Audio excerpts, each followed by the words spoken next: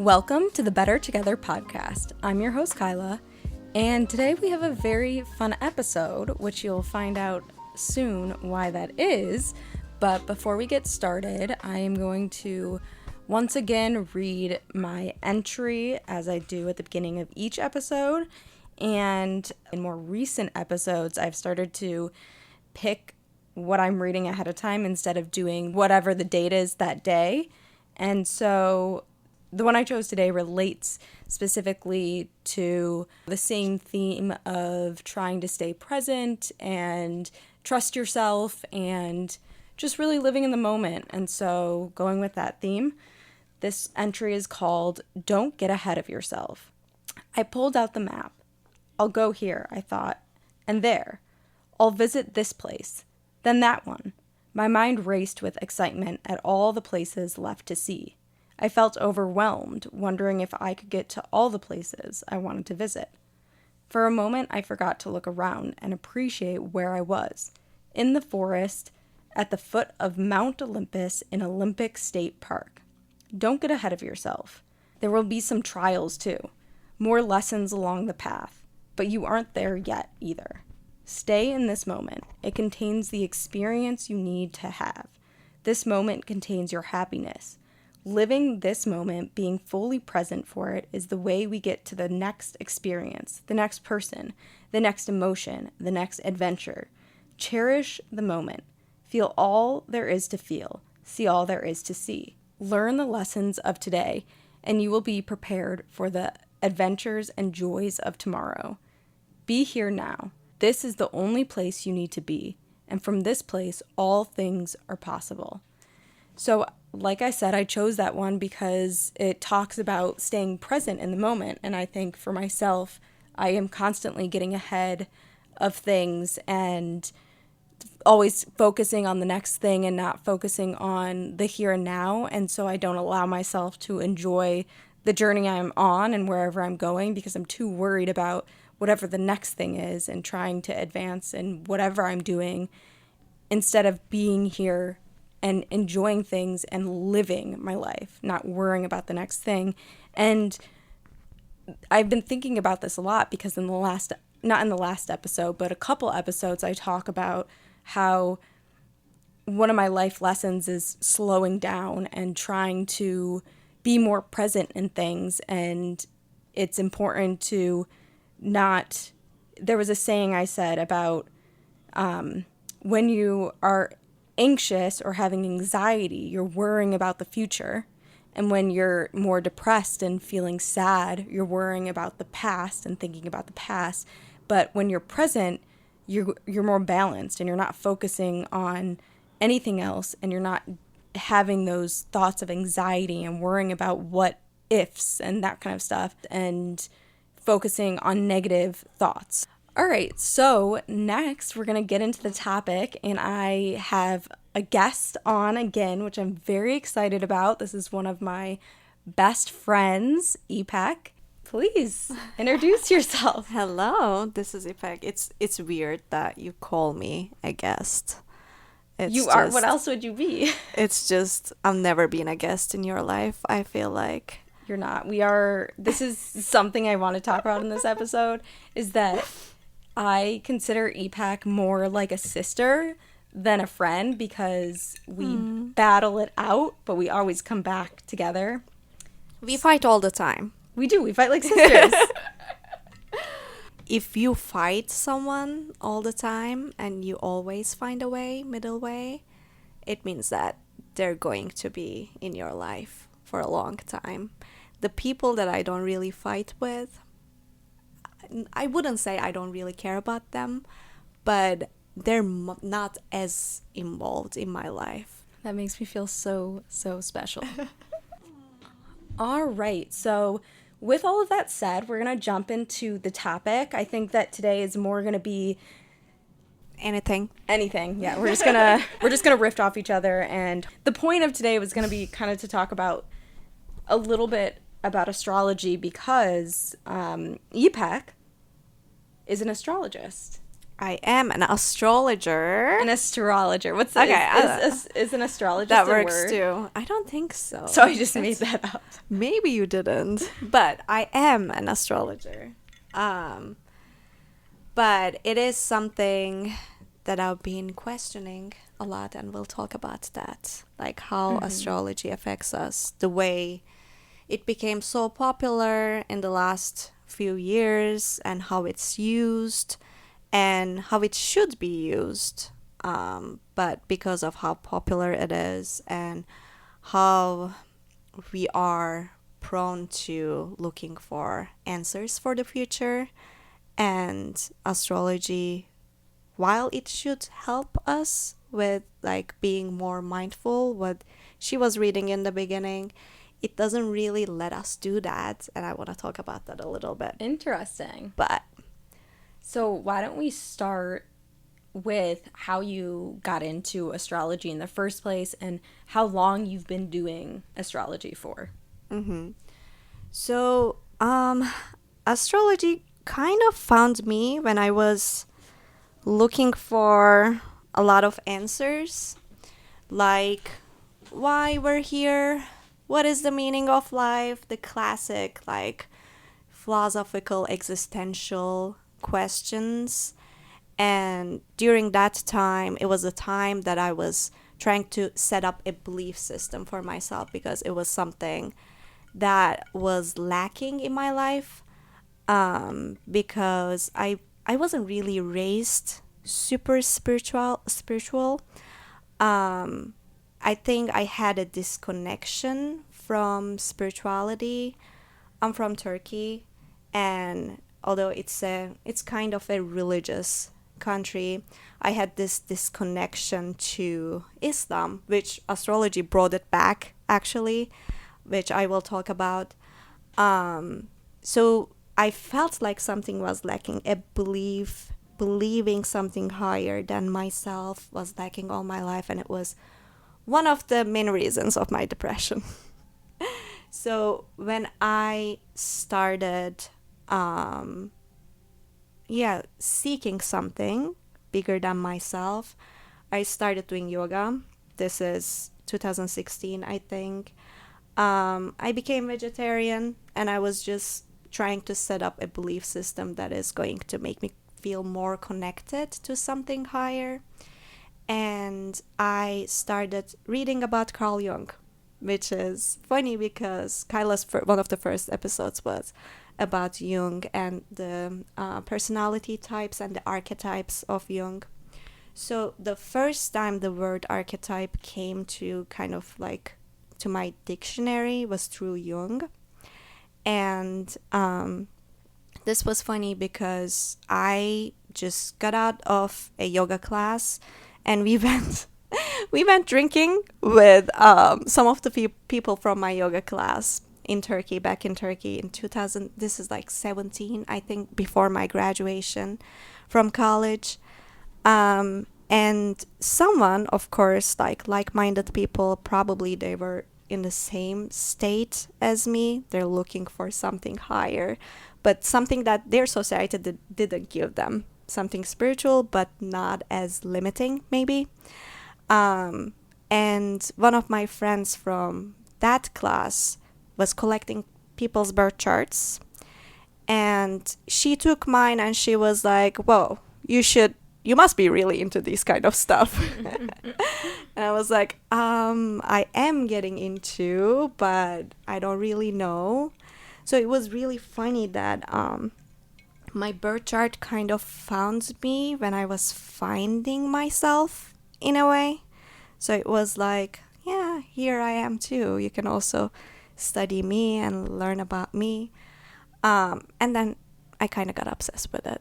I am still obsessed with it, but this is how it started. I'm curious what you were thinking about when I was reading the entry, when I was talking about being, how it's important to like be present and not focus so much on your future, not focus so much on your past, obviously with a balance, because you got to focus on those things at times, but not letting it take over your life, where you're not able to stay present. I was just reflecting on myself. I'm like, okay, I'm definitely that's the funny thing about like things like this. In theory, they make so much sense to you, and then in practice, they're so hard. Mm-hmm. It's so hard to recognize that, like, yeah, like this is the only life I have, and I should live. I should be in the present, but in practice, it's a lot harder. But from the astrology perspective, it's one of the things that I think like astrology kind of taught me. It is not, I'm not saying that I do that now thanks to astrology, but it's kind of like a nice reminder that when I go through a bad time, I can see it in my chart. I can literally see what's going on in the collective and how it interacts with my chart. And I also know that it's temporary. And then when something really magical happens, and I can also see that in my chart and what's going on in the transits in the collective. And I also know that that's also temporary. So it is still, though, living in the present is still hard. But with these kind of reminders, for me, it's astrology. With these kind of reminders and practices, I think it's a little bit easier to practice how to be in the present. So I think it resonated with me a lot because I am, you know me. I don't need to tell you that. I am not great at staying in present.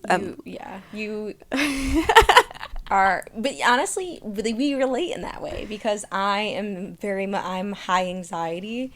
It's New York, baby, too. Totally. Everyone is. Like, I don't know a calm person that lives in New York. Yeah, I think it's also the fact that New York is, like, so go, go, go. Yeah. Everybody is trying to move up and get to the next thing and be successful. Yeah. And it's career-wise. And everyone, and I think everyone that comes to New York, it's not that New York makes us that way. Maybe a little bit New York makes us that way. But also everyone comes here with so many goals and so many mission. I feel like New York is a magnet for that kind of people anyway. So I don't know. If someone doesn't have that drive, they wouldn't be able to live in New York. Unless you're from New York and you don't have a job. Unless you're from New York, because, yeah, and life shaped you in that way anyway. So you're that person too. Like, New York is a very, very hard place to live. And I think it's especially hard in this time because of inflation.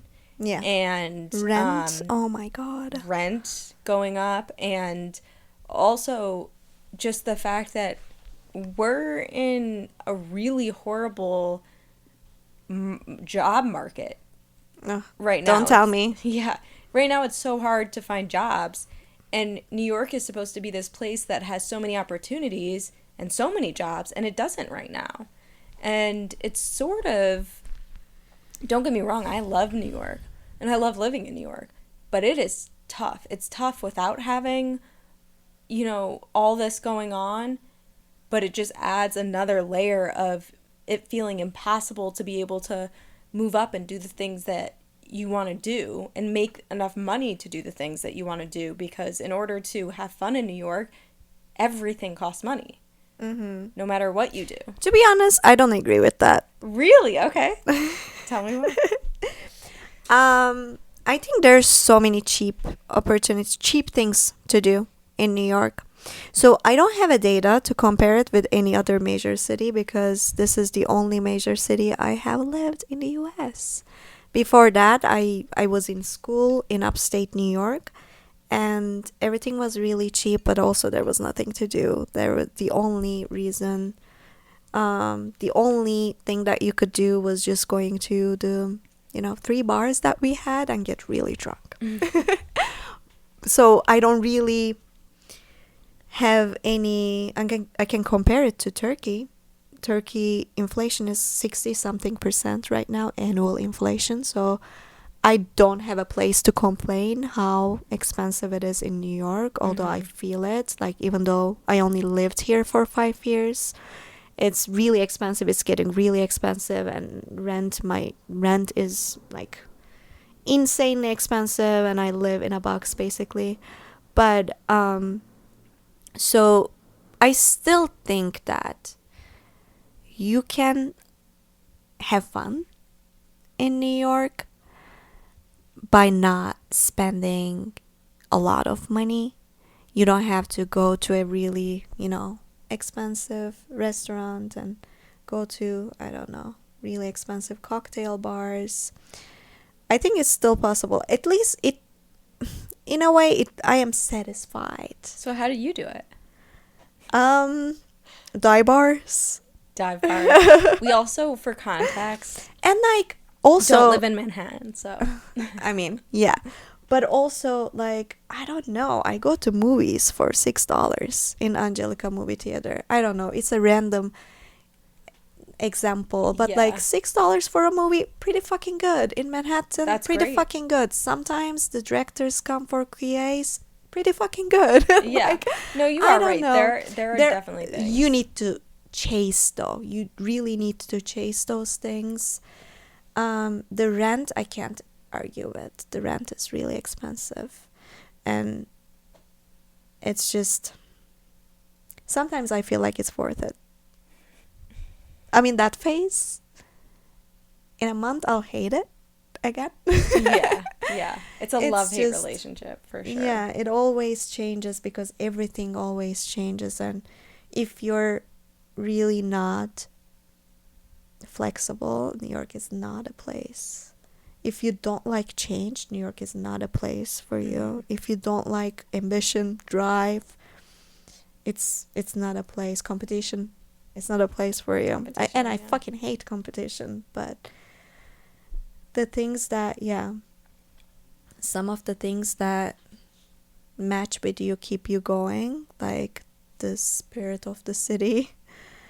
But some of the things that, of course, you hate, like you said, love and hate relationship. But things are definitely harder here Yeah. than anywhere else, I guess. And I think also our views of New York and just comfortability are different, because I grew up in the Midwest and Michigan, where things are very slow, people are very nice, friendly for the most part. There's mean people everywhere, but for the most part, people are very friendly. It's a slower pace. There's not all this pressure to try and, succeed and be like the best possible thing. Whereas in New York, that is very much how it is here. And I can't speak on your experience growing Right. up in Turkey, but like, how was that compared to? Right.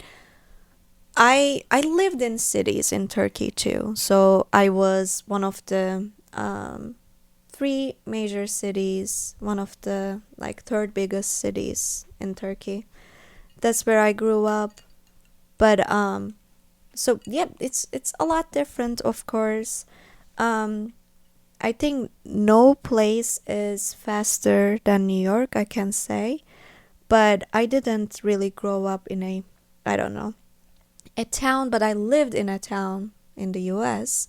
And when I compare that experience to here, that, people were really nice. That was, I think, one of the biggest culture shocks that I had when I first came here too. Oh, everyone is so happy. Everyone is smiling and life is so slow. The first few months, everything is great. In New York, you thought that? In upstate New York. Oh, upstate. That makes sense. Like, and it felt fake in a way.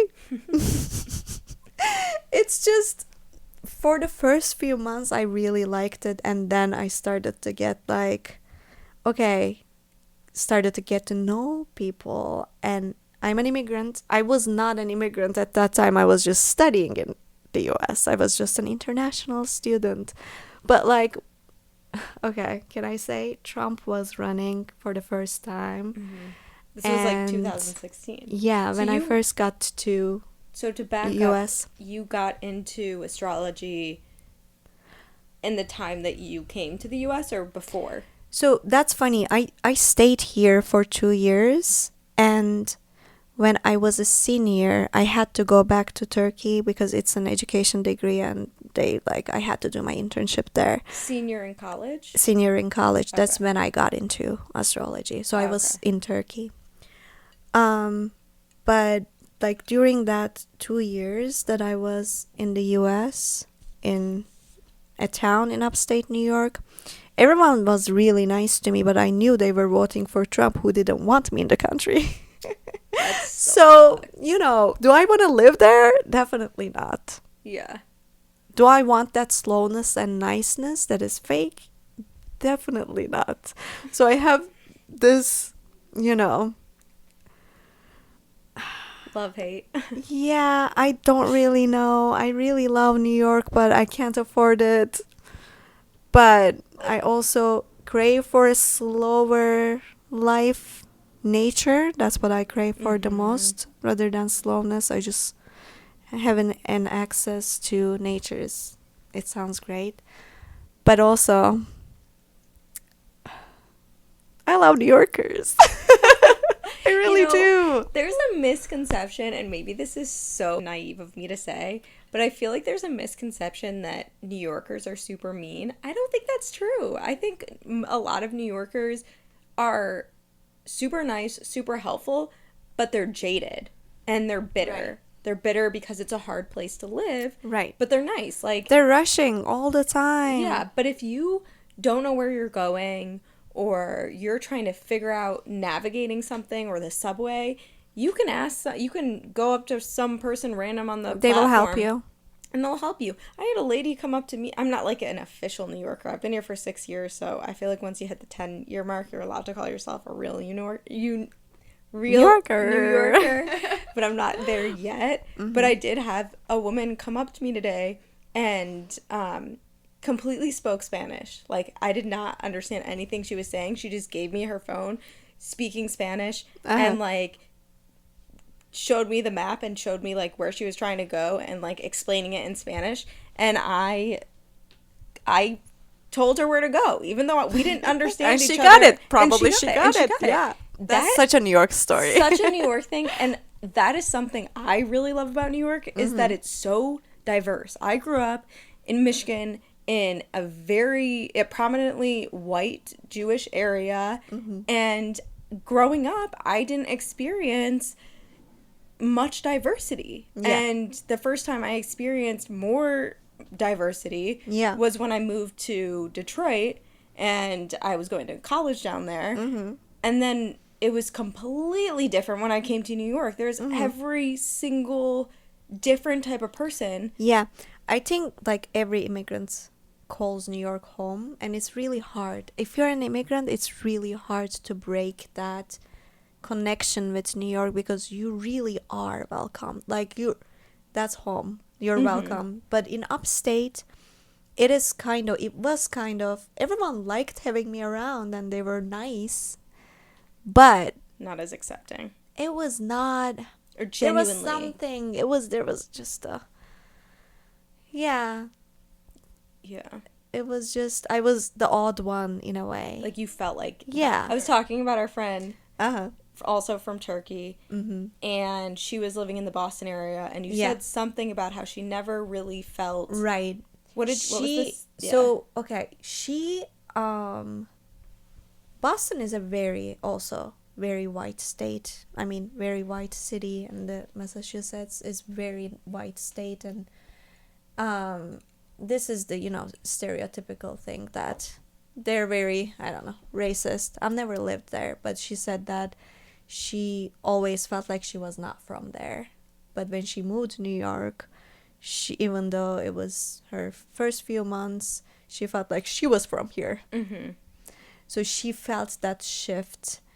It was funny because, like, I thought it was because I lived in a town, but she also said that about a different city that is in the, Tri-state. East Coast. And so she had that comparison to a different city from New York, and I think that was very interesting to hear because I also felt like New York could be home. That's the thing. Like when you first move to a new country and you're looking for a place to call home, New York gives you that. Yeah, but it's interesting because it's also like it must be a culture shock. I felt like it was a culture shock for the first time coming and living in New York from Michigan. Yeah. That's the thing about the US too. It's just people are so different from state to state anyway. Mm-hmm. So like wherever you go, I feel like you'll have that culture shock. That's one of the other things that I can separate myself from New York. I'm like, am I ready for another culture shock? I already, Yeah. I also, the friends, of course, you and the people that I've met here, I don't think anyone can match them. We have a really good group of friends. No one can match them. So, especially, like, I'm going to be 29 next month. Oh my gosh. That is insane. She's an old lady, So, guys. Not I me, am though. really Just kidding. old. I have wrinkles. I No. need to use retinol. You're gorgeous. I'm gorgeous. So, especially during this age, in college, it's so easy to make friends.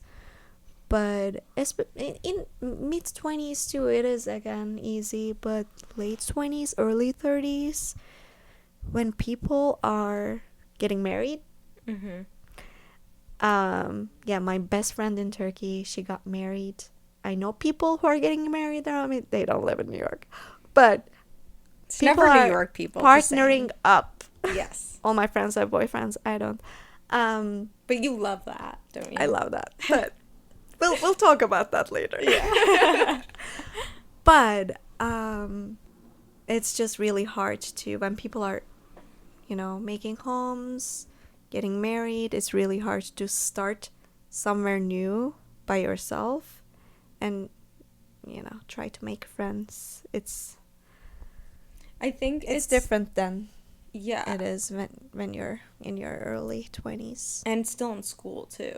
And I also think that it also becomes harder to make friends as you get older, because people are set in stone with their groups, and again, people are, like you said, partnering up, and it just becomes harder because you're not like going to different similar things. I talk about this in my friends episode, where a lot of the ways I've made friends is through my friends, like you. I've made friends through your friends. I have also, and vice versa. And I also, You can't say it. We met through my ex. guys, she literally said when we were playing this, I don't want to talk about I don't want him. to talk about how we met. I don't want to say that we met through my ex. Sorry. She got over that. But I also think that, like, I've made a lot of friends through my job, and, like, you've made friends through work, and it's things My like, best friends. yeah, it's things like that where you make friends instead of in school, and different activities you're doing through school, and, that kind of stuff. Yeah, school is really about finding yourself and finding friends and finding out what you like. And then right after school, you go somewhere else. And you notice that you don't have any of them. Yeah. You realize that what you study is not what you wanted to study, first of all. Mm-hmm. Then, yeah, your situation was different because you came here with a friend. Yeah. And then things happened. Mm-hmm. You went to your own lives and did your own thing. I came here by myself from fucking across the world, and Which is crazy. I don't know, it doesn't feel that crazy. It's weird. Well, humans adapt. But also, it's crazy because my experience versus your experience is so incomparable, because I came here and it wasn't really hard. I came here and I was able to live here with no problem, get a job with no problem, and it was very difficult for you. It was really hard. And it still is difficult in many ways. You've gotten past a lot of the hardship of immigrating here. Yeah.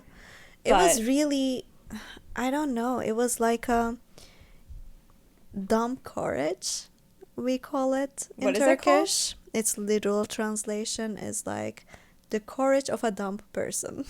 That's how I came here with.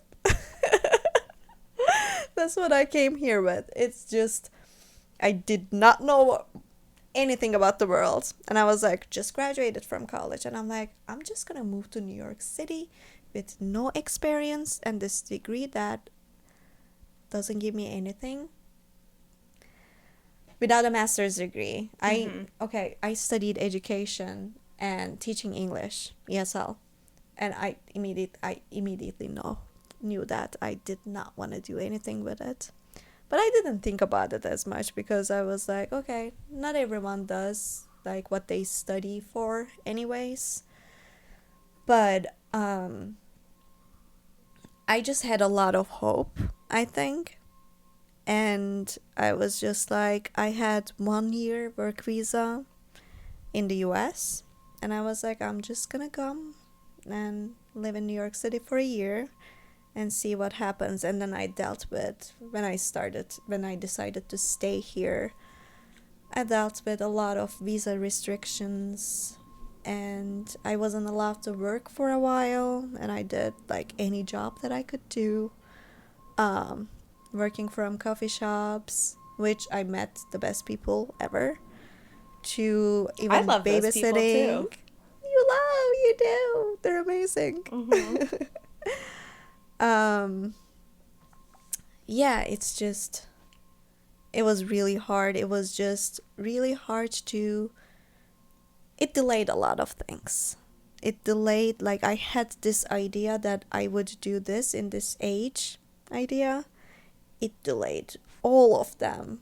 I just started grad school last year, which was I wanted to start grad school right after college. Didn't happen because of financial reasons, because of immigration issues, because of a toxic ex. But we don't talk about him. Fuck him. No, I am so beyond impressed with the way what you've done and how you've handled the situations you've had to deal with. And just, I have so much respect for you because of the things you've gone through, because you're still, even through all the hardship that you've been through and the hurt that you've been through, you have been able to still look at things so positively and make it through. And I feel like a lot of people would not be able to do that. That's the thing. Until you're in like situations in crisis, you don't notice that you have the resilience to get out of them. But you really don't notice, because a friend of ours was telling me the other day that she was really impressed. Like she basically said that she wouldn't be able to, and I was like, if you had that happen to you, you probably would find a way. So you really find a way out of things that are difficult, and you learn a lot about it. This is very cliche thing to say, So but true, it though. comes from experience. Yeah. That you don't notice that you're as strong when you have to deal with something really hard. You don't notice that you're as brave when you have to deal with something that is really scary. And like, these are all life skills. Most of the life skills, or like skills I have, they like, any company would profit from them, but I can't put on my resume. That's being an immigrant right there. Definitely. Like, the things that I had to search for and find the documents, write the things, blah, blah. It was just, yeah, like, it delayed a lot of things, but maybe it made me learn a lot about myself. I think it's made you an even stronger person. Like, yeah, the things that you've been through, a lot of people, especially, I mean, people from the US cannot relate to. And I feel like you choosing to move to the US in such a Hard time. Pandemic. pandemic, Right after I moved to here, pandemic hit. election of Trump, Yeah.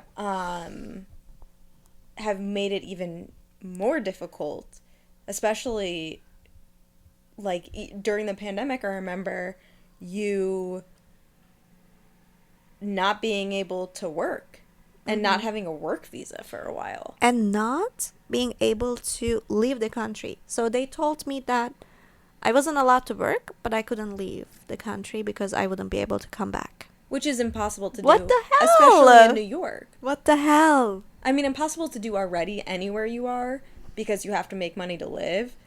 But to do it also in one of the most expensive cities in the US, pretty crazy, but you made it through. I guess.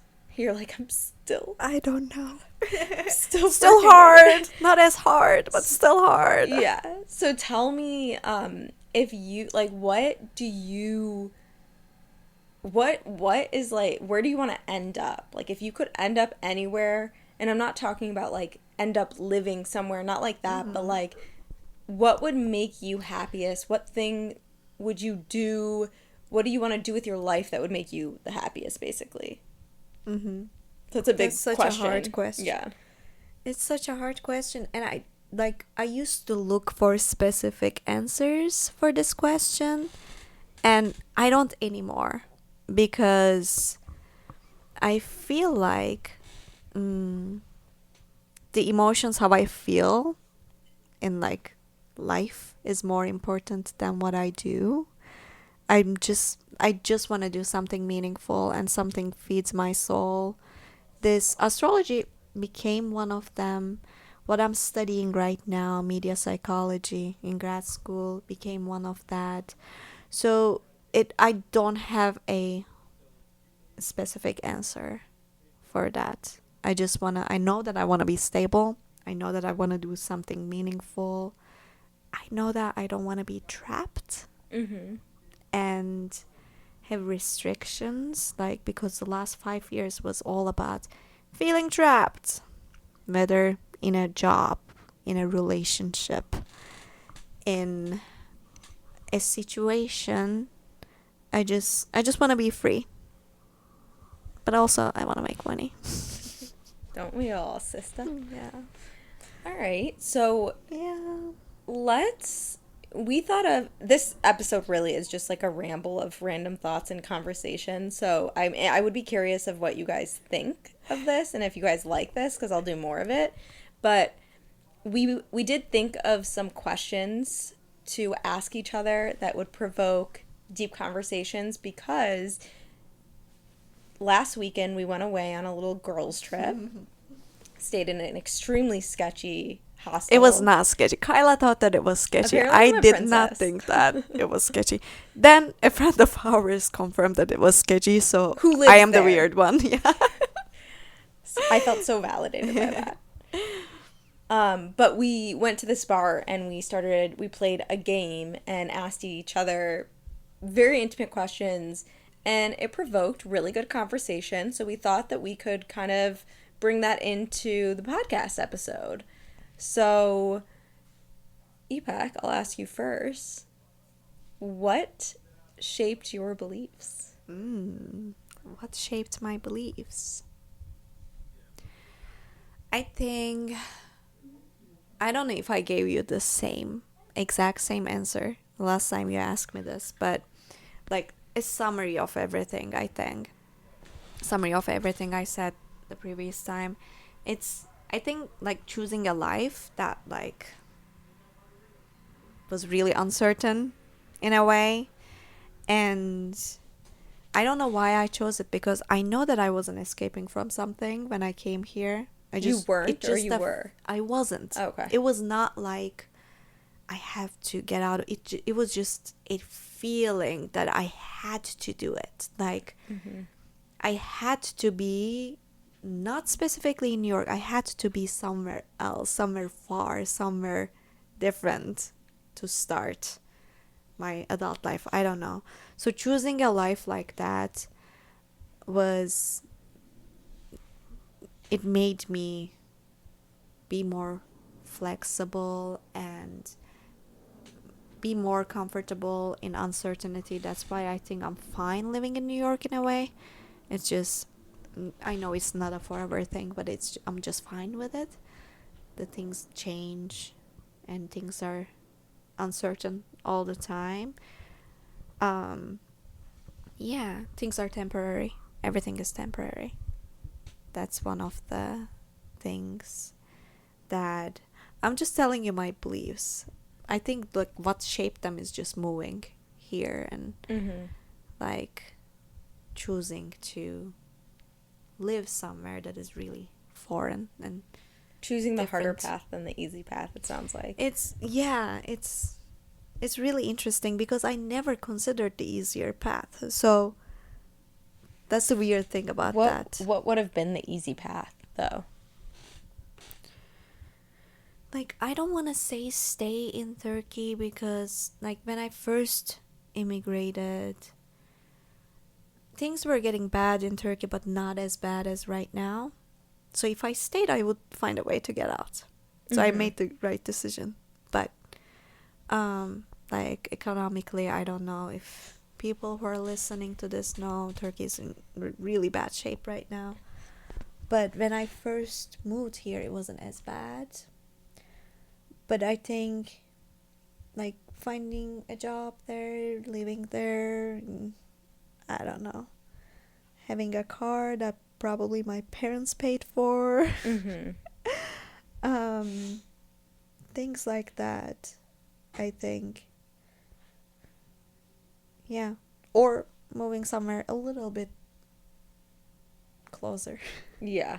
To a different... Not in a different continent. Yeah, yeah.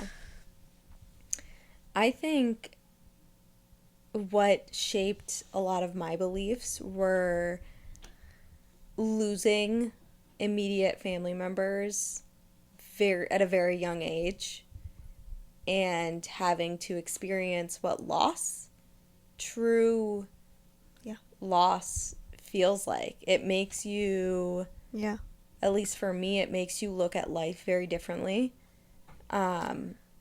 You said something in your answer, which was everything's temporary. That, like, pushed that belief on me so much, where now I don't take things as seriously. Something I've talked a lot about on my previous episodes is that I've always taken, like, my career and school so seriously, so much so that it's always been my first priority. But something that I've learned after losing close family members, my dad and my brother, I realized that the things that I was making a priority were not a priority. It was more about, life is more about doing things that are meaningful to you, and it doesn't need to be making the most money. It doesn't need to be being the best in the thing you're doing or the most successful at the thing you're doing. But to me, what's important is building relationships that matter, honing in on relationships they will that matter. stay with you. Exactly. If you're lucky. Yes, exactly. Focusing on the people I love and doing things in life where I feel like I'm putting meaning in my life that are not necessarily career-oriented or things like that, but things that make me happy at the end of the day, outside of what is deemed as successful and things like that. Also, just trying to live life to the fullest and knowing that life is very temporary and you never know. So fast. You never know what's going to happen.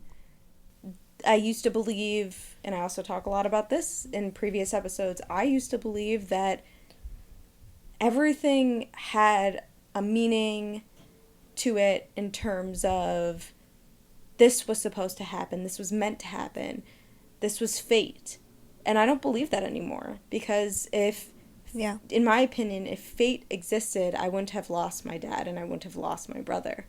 I think that the world is just I think that the world is just a hard place. Something's bad things happen to Yeah. good people. Exactly. And so it's important to hone in on the people that matter most to me and to hone in on the things that I enjoy in life and not so much on the things that are so, in the scheme of things, not big deals, like work stuff and being quote unquote successful, whatever that means to you, because success means something different to everybody, or being rich, whatever. Those things don't matter to me anymore.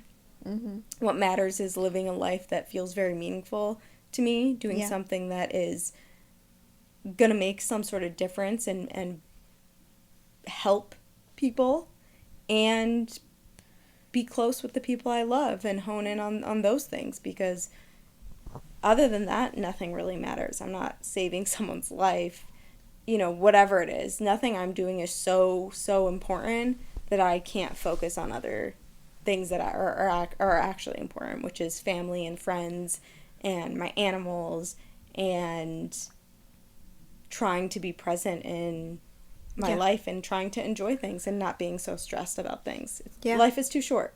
Yeah. It's your life. Exactly. When you focus on other things like success or, I don't know, any other thing, you really don't focus on your own life and you miss a lot of things out. And yeah, that's one of the things that I'm also trying to work on. And how you define success. Like, success can be just being content with what you have right now and where you are in here, because we're not gonna wrap it back and relive it. So again, it's not really, it's a practice. It's definitely a practice. Tomorrow I will want to feel successful again, and I'm just going to remind myself about this. So It's always and it's okay to have these cycles. That's the other thing. Like one of the episodes that you recorded a few weeks ago, you were saying that I'm never going to be, 100% healed. And like being okay with that is a goal, literally, because nothing is going to be perfect 100% of the time. You're not ever going to feel healed from something because it already happened and it's a part of you. But also, how can you live your life in a way that is, you're still here and you're still content with what you have. Even though you're a little heartbroken and you have grief and something I try to Kuma wanted to join the conversation. Something I try to remind myself constantly is that the grass is always going to be greener on the other side, but it doesn't necessarily mean that it's actually greener, because you're not living whatever that experience is. You're going to view it and you're going to make it seem bigger and daydream about what that the reality of that looks like, when it could be just as hard, Because the grass, like, the other side is your imagination. You're always going to add something that was not ever... It's a daydream. In reality. Yeah. Which also, I don't know why this reminds me of this, but I took a memory, sleep, and dreams class in college. And something I learned in that class was that the memories you have, like when you remember a certain memory, you're never going to remember it the same way. A piece of it is always, a piece of it is always going to change. And you edit it. Yeah. Exactly. So that's actually related to what I'm doing my research right now in grad school. I am in media psychology nostalgia lab, which like Such a cool thing. we're still in the beginning of the research, but what we're trying to research is what music makes us feel, and how what music does to us when it makes us feel nostalgic, which is like every time I read something about it, my dopamine levels are just the highest. And it's such a cool thing. And one thing I learned about these memories, past memories, is that we regulate them in a way when we remember something that makes us feel nostalgic. We're generally the center of that narrative.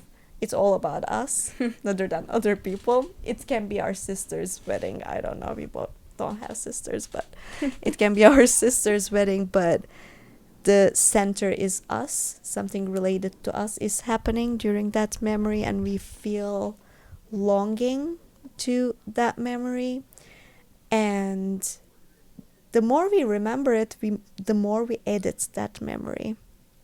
And like the research found that the narratives that started with a sad memory ended up turning into something positive. Interesting. So it's like a way to remembering an old memory that you feel longing in a way. It doesn't have to be 100%. You self-regulate yourself, and during that, edits that you do to that memory, oh, actually, it wasn't that bad, kind of an edit, makes you feel more connected to your authentic self. That's like the, highlight of the nostalgia studies and research. Which also, like the thing that you read in the beginning too, every time, like the more I read about this, the more I felt like, okay, this moment can be a nostalgic moment in the future. Interesting. I know it's not perfect, but there are some aspects of it that is perfect, that is close to being perfect. And like everything, every good memory that you make is going to be something that can heal you in the future. That's why it's so important to be in the present. Because you're collecting those memories that are going to heal you from the harder things that you went through. You know what's interesting too is that when I think of what makes me feel nostalgic, in terms of music, a lot of the music that makes me feel super nostalgic is sad music, where most people would listen to it and be like, why are you listening to this? This is depressing. Like, doesn't this make you depressed? When for me... But you feel good. It makes me feel good because it reminds me of a time where things didn't feel very good for me. And I don't know what it is that like triggers whatever good feeling it is when I listen to this music, but it just brings me back to a time. I don't know if it's like it brings me back to this time and it feels, maybe it's because I can never go back to that time and live it, and that's what feels good about it. I don't know what it is, or maybe it's that I am in a way better place than I was when I was originally listening to that music, and maybe that's what makes me feel good. I don't know what it is. I could never explain it, but a lot of the time when I play sad music that makes me feel good and doesn't make me feel depressed and brings good memories, other people are like, what the fuck? Yeah. It probably connects you to a past version of yourself. It probably connects you a time that was really meaningful, and you learned a lot about yourself, and you collected a lot of memories. And like that's the other thing about these things, like the nostalgia research too. Like it doesn't have to be 100% perfect memory. Maybe you were feeling sad, you were still regulating in a way, you still feel the longing. It's just how I recall it now. That's interesting. Did you say, I don't remember if you said what you're studying right now, because it's very interesting. It's called media psychology. It's really hard to explain it, but it's broad. It's really broad. It is about basically a psychology degree, like what you would study when you are getting a psychology master's, but this one specifically focuses on how media, including music, film, social media, books affect us, and how we think, how we heal, how we connect others, social connectedness. And it's I love it. It's so I don't know how to interesting. explain it. I love it. I love everything that I learn. It's very broad, and it inspires you in a lot of ways. And it literally shapes the way I use media, including social media, like the astrology thing that we talked about in the beginning. It's just through, questioning the things that I learned about social media, or the movies that I watch. I look at them, the books that I read, I look at them in a different perspective, and they can all be used for like healing ourselves. Like things that are available to us through media.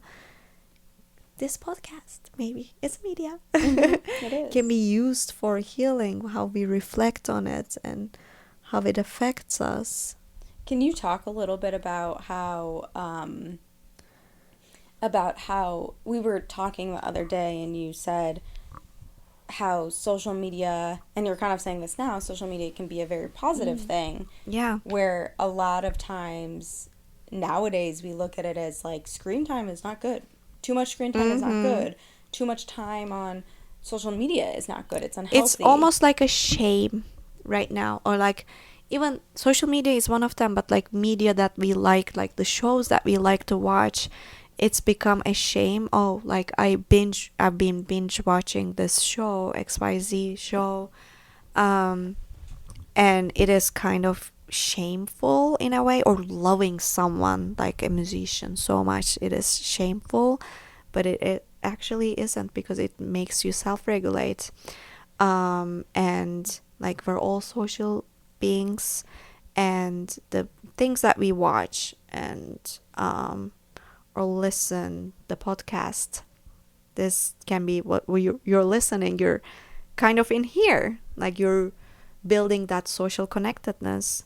If you're lonely, when you listen to this podcast, you feel less lonely because you're also here with us. Yeah. You have your own ideas that interact with what we say. It is a human need. And social media, in that sense too, is basically builds self-continuity. It's like when you look at old albums when people didn't have social media, they would just reflect on like really old memories, good memories. Social media can kind of like sharing on social media, for example, gives us that. When you look at the things, I don't know, you shared a year from now, like year before this, you're like, oh, I don't know, maybe next year I'll listen to this podcast and be like, oh, me and Kyla, we recorded this podcast, and it kind of saves your memories. So it's not as bad Documents the moment. Exactly. And when you look, you're like, oh, I am an evolving being. I am a continuing being, and I've been this and I've been that, and I'm this right now.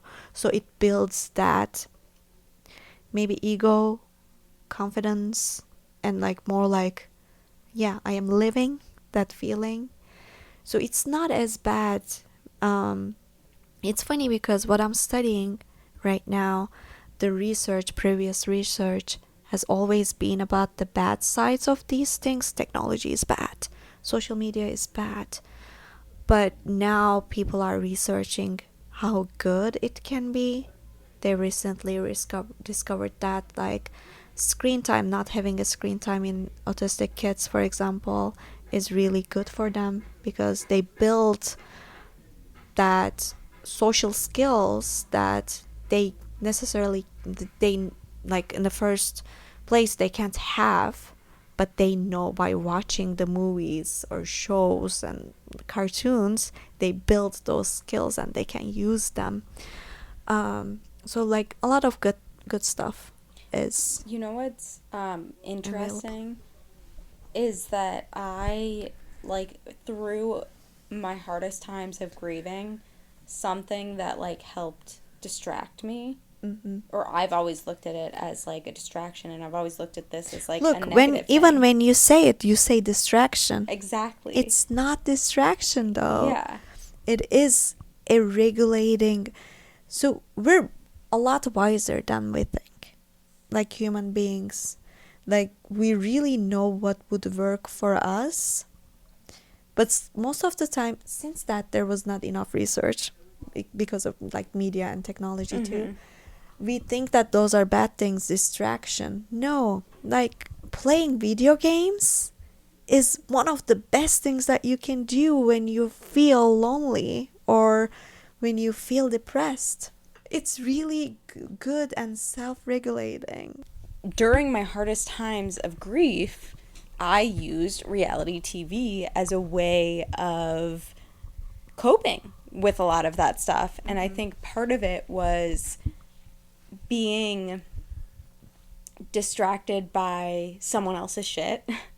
Yeah. And but again, not a distraction. Again, we call it distraction. No, it's not a distraction. It's a way of working through what's going on in my body and in my head. And for me, reality TV was a way to escape a lot of the stuff going on in my life at that moment. And I think part of that was because, one, I'm watching someone else's life. Two, most of us, the way everybody knows the way reality TV is, it's not the standard way of living. Like it's, most people aren't part of that 1% where you're super rich and you can do whatever the fuck you want.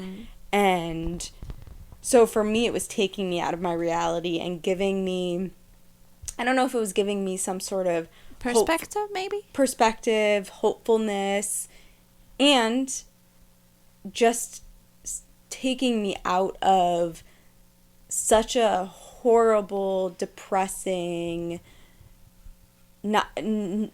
depressing time and not knowing how I was going to continue living on. That's how bad. And so it took me out and gave me some sort of joy and helped me get through some of those times. So maybe it was a distraction at times, but it was also something that was helping me work through. Again, regulation. Yes. But because like reality shows or shows in general, shows that don't feel as realistic, like I'm not talking about a documentary or even reading. When we read fiction, we know that fiction. it's not real. And when we read, I don't know, memoir, we know that it's written, it's more realistic. But when we watch things that are not really realistic, or we know for sure that they're not going to happen in the real world, we build this security that they're not happening to us. And we have this, thing that we wouldn't experience when we meet a real person in normal real life. So it lets us build this, it lets us have this strategy that if this happened to me, I would act this way without giving us the situation that it would happen to us. So in a safer environment, we kind of like, we're still ourselves when we watch these things, and we still reflect as ourselves, but in situations that wouldn't happen to us. So we build skills that if this happened to me, I would do this. If I had this situation, I would react this way. So it builds really interesting life skills to read those books and watch those, even reality shows or fictional movies and shows. It's really interesting. It's like we literally heal ourselves through media. Now, I read a lot, and my favorite genre these days to read is like thriller, which is interesting because a lot of like thriller, psychological thriller, like detective-y, like Yeah. whodunit Solving murder a mystery. mystery. Yeah, exactly. Is stuff that I like.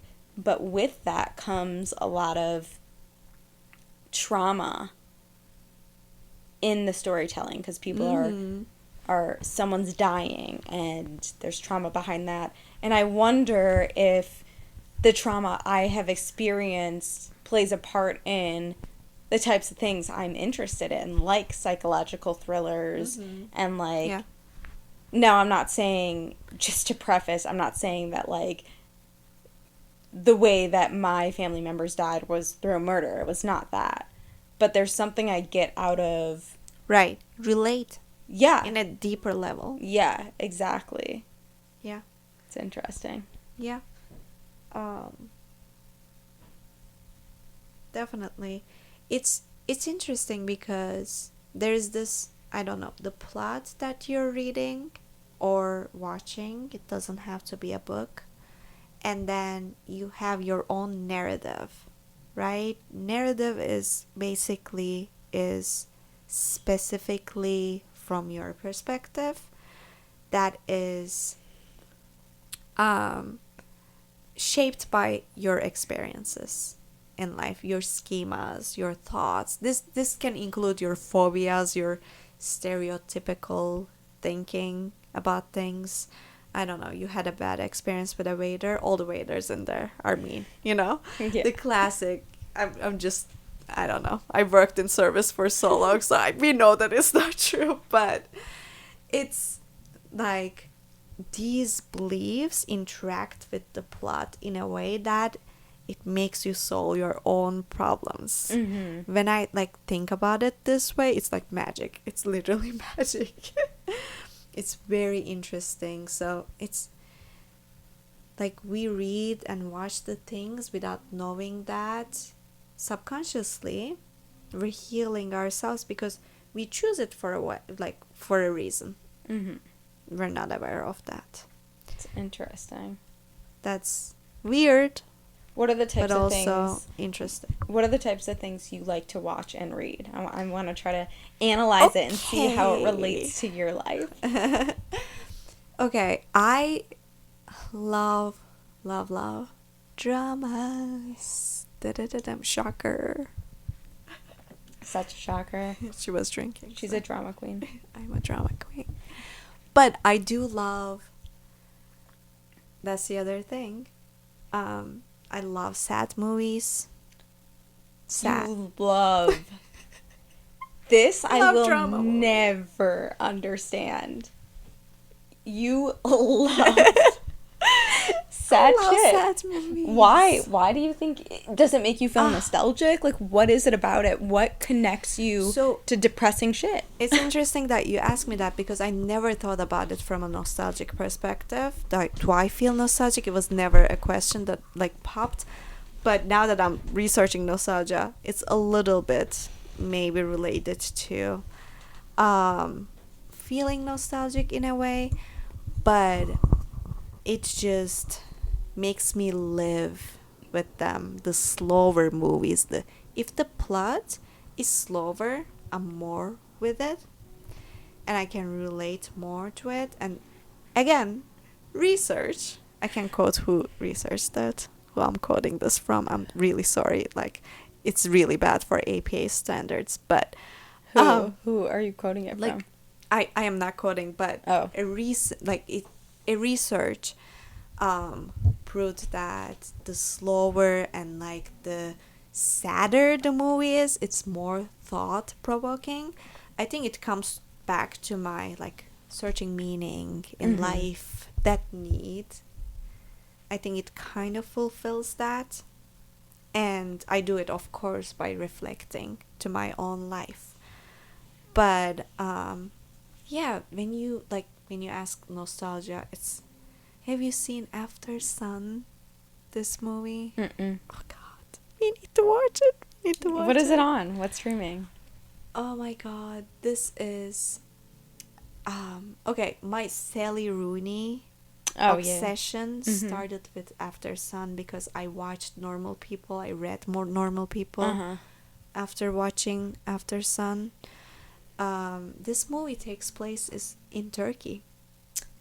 Interesting. You do not know that the whole movie, though. But did you know that because you recognized? Nope, I did not. Was it actually know filmed it was in Turkey? It was filmed in Turkey, and it takes place in Turkey between a father, a really young father, and his daughter, who is like 11ish, 10, 11ish. They go to a vacation together in Turkey. I watched this movie, Kyla, during like February 2023 when the earthquake happened, and I was already feeling really homesick. I go to this movie by myself in Angelica. Like, I'm a fan of Angelica. I'm like, they should pay us.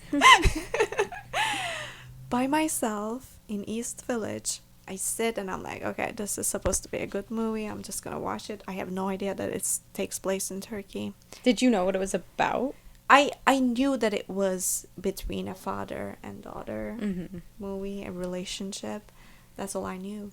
And then it starts, and I feel like it's in like my region, like Mediterranean Asian region, coast region of Turkey. And I'm like, oh, this looks like Turkey. And I start crying a little bit. Aww. And then the songs start fucking playing from 2000s when I was a kid. And I'm like actual Turkish songs? Turkish song. And I'm like, oh my God, this is Turkey. They really are in Turkey. And like, I will never forget that movie. And it's going to be my favorite movies like that I recently watched 2 years ago. I think it evoked that nostalgia, but also it healed something so much that I can't let go of. And we need to watch it together. I don't think I could get through that movie. See, the difference between me and you is I can't watch super sad shit.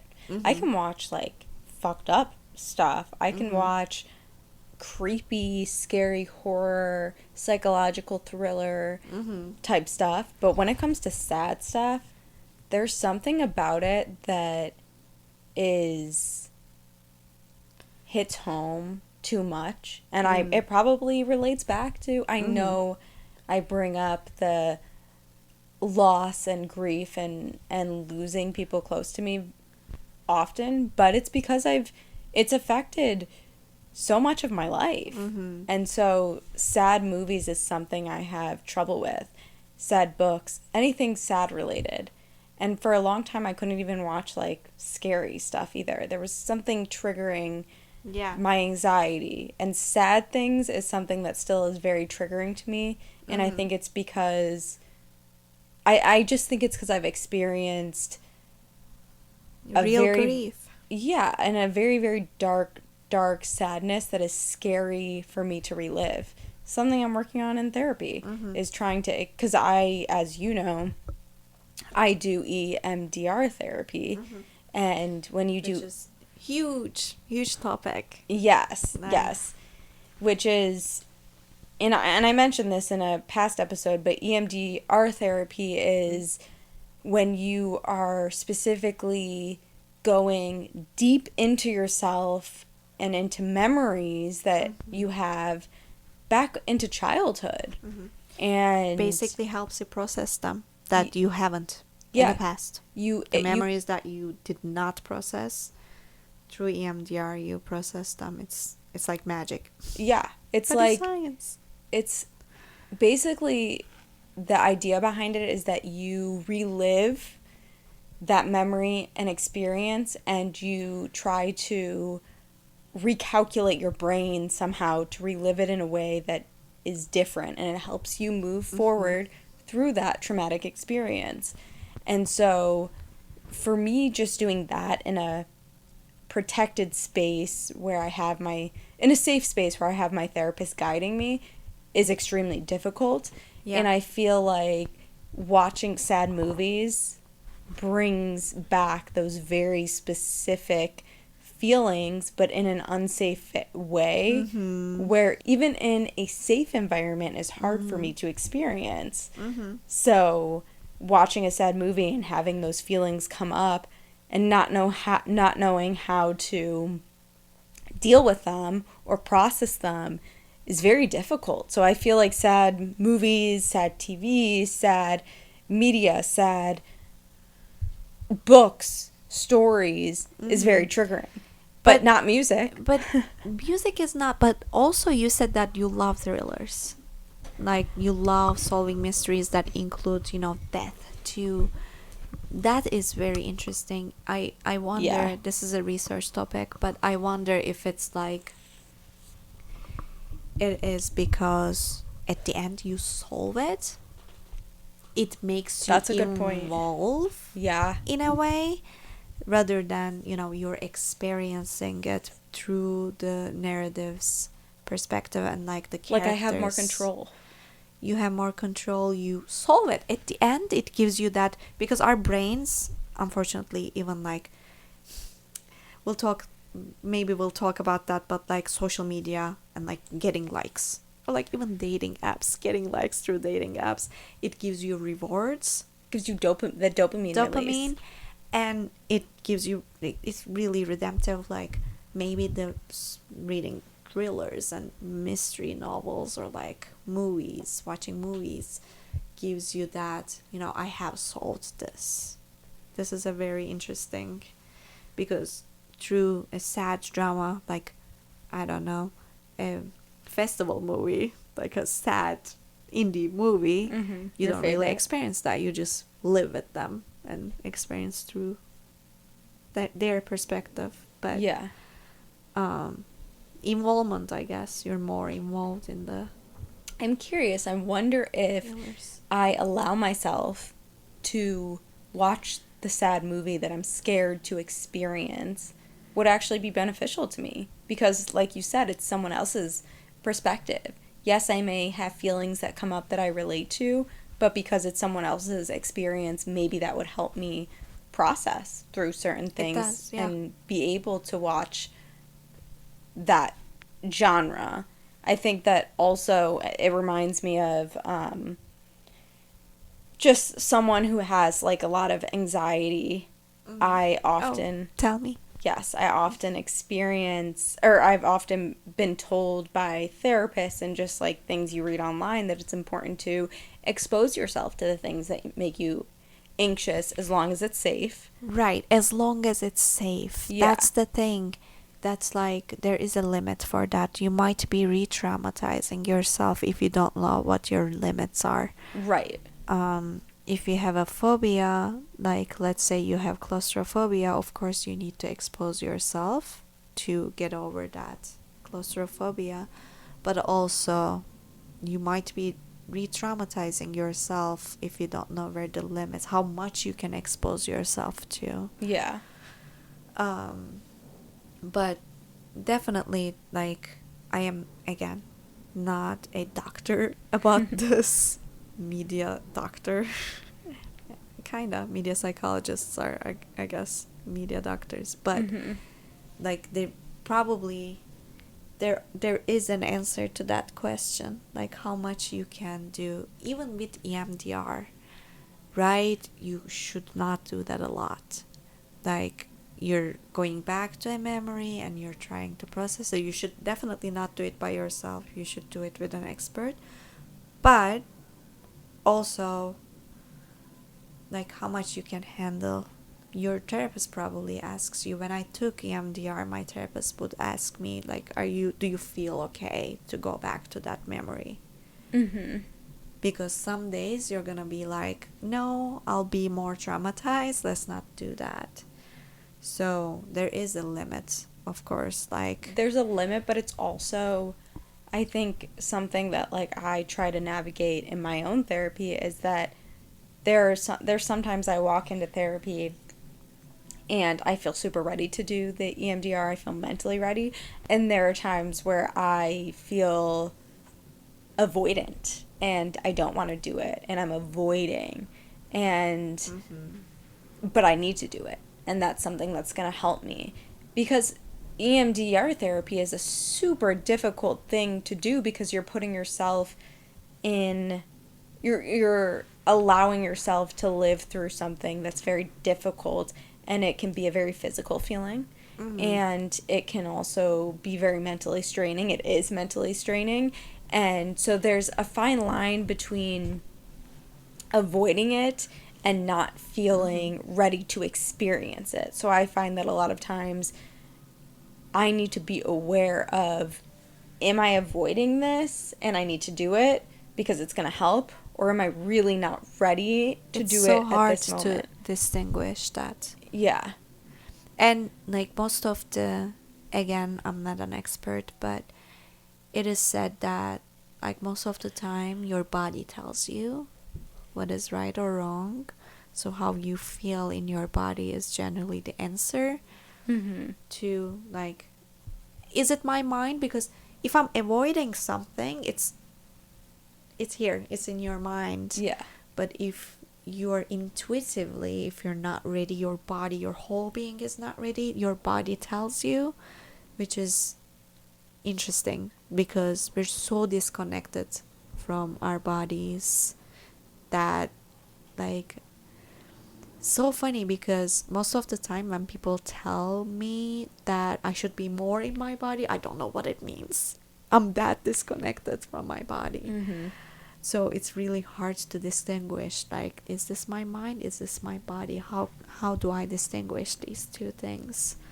I think the way that I try to distinguish between my body and my head is I start from the very root. I start to think about, and this is something my therapist has helped me like navigate a little bit more, especially when we're getting in the mindset of EMDR. She starts it with, where do you feel it in your body? And I have to really think about, what am I feeling in my body right now? And if she brings up something that is, triggering isn't the right word, but if she brings up something that provokes a feeling, before I think about it in my head what that feeling is, I think about where I'm feeling it in my body. Yeah. And a lot of times where I'm feeling it in my body, it tends to be in my chest area, because when I'm feeling something that is hard to think about or a difficult memory to think about, I feel it in my chest because it causes anxiety and tightening and feeling like nervous and scared to explore that feeling. Sometimes it's in my stomach. I think something I again mentioned in a previous episode is that the difference between an anxiety feeling and the difference between a gut feeling. An anxiety feeling for me is in a chest tightening sort of thing, a queasiness in my stomach, whereas a gut feeling is more in my head, where in the back of my head I'm thinking, something doesn't feel right. And it's not necessarily as physical for me. I don't know if that's different for you, but that's something that's where I start with things. Like if it's an anxiety, it's very physical. If it's a gut feeling, it's more of a nagging thought in the back of my head. Interesting. Because like in ancient times too, gut was the second brain that would tell you things. Like the intuitive feeling was coming from the gut. So I really don't know. This makes me think that I should be back to EMDR. You should. Does your therapist like do I that? said, no. It's my old therapist. We used to do that, but he's based in Turkey. Like I mentioned that to you before. Like it was really hard to schedule because of the time difference, and I quit doing that because my schedule kept changing, his schedule kept changing, and we have this 7-hour difference. But yeah, I had my therapy session this morning with a new therapist that I don't know if we're gonna be working on EMDR, but It definitely, I love it so much because it really connects you with your body. It makes you, because most of the therapies are CBT, cognitive, behavioral. It's only in your head, but EMDR lets you, like you mentioned before, to be more in your body and feel it in your body. But I'm really, like when you said I feel it in my head, when it is a gut feeling, it's just, I can't even relate to that. I don't know how that happens. Like, really, I feel like I'm that disconnected from my body, and I do yoga every day. do you Almost meditate? every day. No, only in the classes. I don't meditate either, but when I have meditated in the past, because I took a meditation class in college, and they really teach you how to meditate properly. And meditating for me is a very similar process and feeling in my head as EMDR is. You like center yourself, and you focus super intently into a memory or a thought. And the way that we start the process of EMDR is imagine yourself in a place. And this includes all the senses too. What sounds do you hear? Exactly. What smells? What smells? What sounds? What do you feel? Where you are? That type of stuff. And it really brings you into a place that's outside of where you're actually at. I have a specific not memory, but I have a specific visual thing that I think of and bring myself to.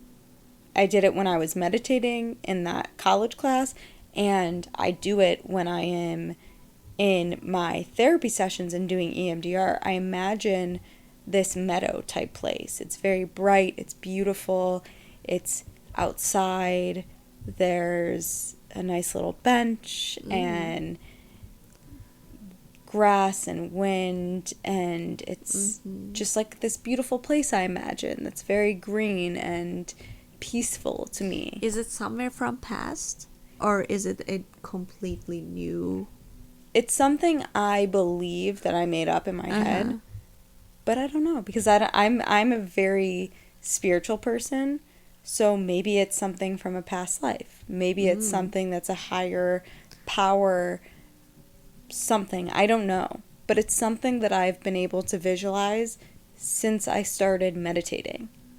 And maybe even before that, I'm not sure, but I like to believe that I'm a very intuitive person, and I feel things very, very deeply, and I see things outside of. I think so. I agree. Yeah, that I'm intuitive. Is that what?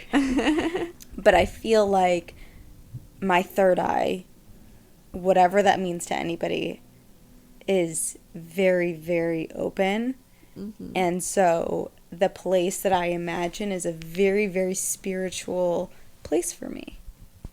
And it's something, I don't know if it exists in real life, somewhere out there in the ether, or if it's just something I made up in my head. I don't know. Yeah. But you feel safe. That's the thing. You created this place in your head that you feel safe. And exactly. you go back to. Exactly. That's pretty cool about the MDR. Definitely. It's a very visual process. Yeah.